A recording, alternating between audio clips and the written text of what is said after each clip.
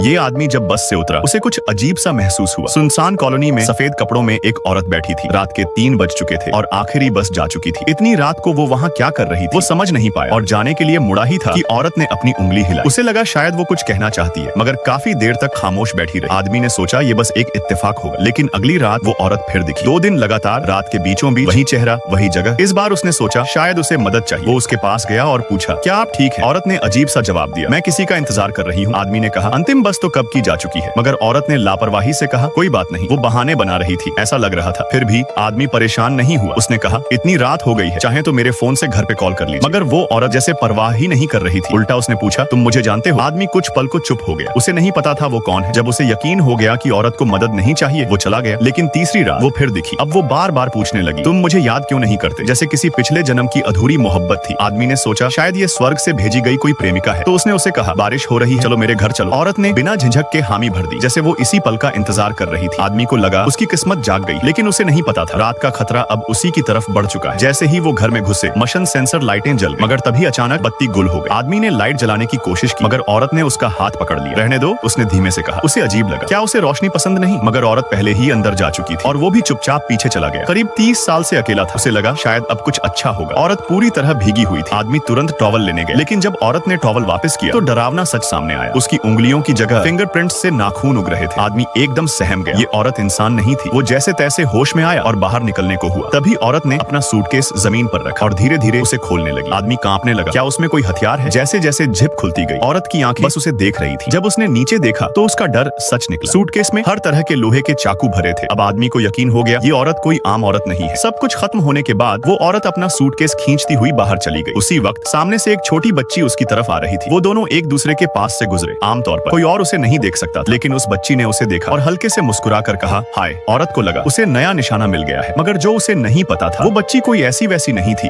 वो थी जिससे टकराना भारी पड़ेगा।